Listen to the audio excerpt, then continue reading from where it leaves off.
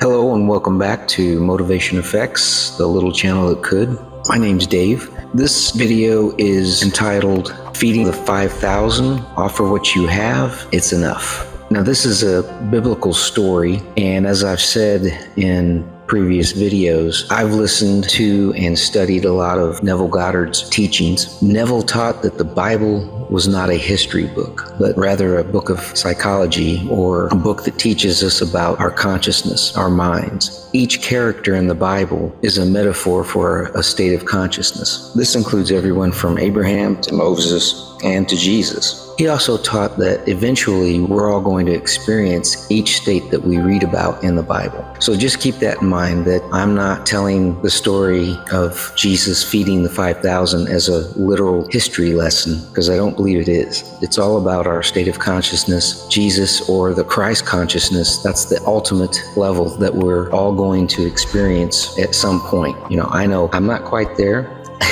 I'm not sure what level I'm at, but eventually we'll all get there. Now, the story goes that Jesus and his disciples, or 12 disciplines of the mind, were on the outskirts of a city called Bethsaida. They were just trying to get away to be by themselves when a group of people started showing up, and it grew to about 5,000 strong. Jesus was teaching them and he was performing miracles. At some point, it's getting a little late, and Jesus turns to his disciples and says, "Where can we get bread to feed all these people?" Of course, the disciples are like, we don't know. But long story short, there was a boy there with 5 loaves and 2 fish. Obviously, that was his food, but the boy agreed to give his 5 loaves and 2 fish over to the disciples, who gave it to Jesus. Jesus blessed the food and started breaking all the loaves and fishes in half. Next thing you know, they have baskets and baskets of food that fed all of the 5,000 and had 12 baskets left over. Now, what does this mean? And keep in mind, this is my interpretation. There's a lot more to this story, and if you search around, there's all kinds of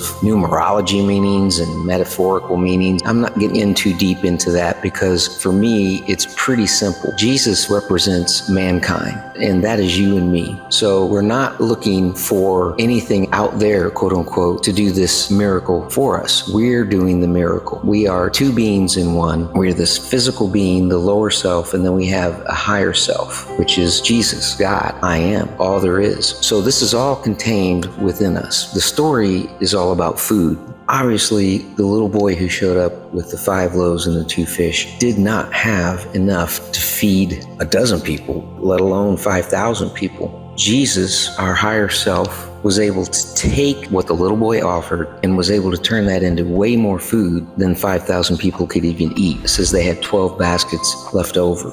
But anything can replace the food. Money, love, talents, anything. As the physical self, the lower self, we need to learn to put our trust into our higher self. This also kind of dovetails into a very popular phrase that says circumstances do not matter. It didn't matter that the boy only had 5 loaves and 2 fish. To our higher self, circumstances do not matter. Here in the physical 3D world, we tend to think, oh man, this is never gonna work. Using money as an example, I've only got X amount of dollars, and the mortgage is coming up, or the rent's coming up, these bills are coming up, I don't have it. I just don't have it. Well, once we start to trust in our higher self and understand that circumstances don't matter, we just basically offer what we have. Hey, I've only got this much money in the bank, but I know that I am one with my higher self, and I am wealthy. I am abundant. I am financially free.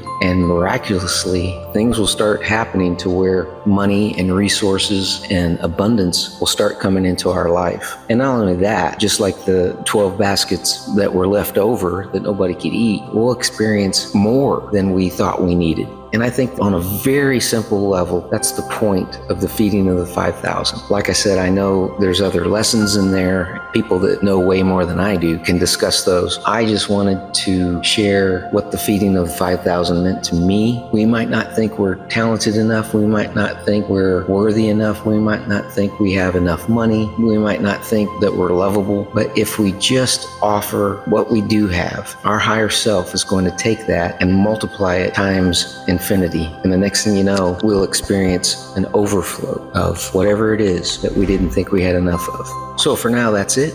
I hope this helped, and I'll see you in the next video.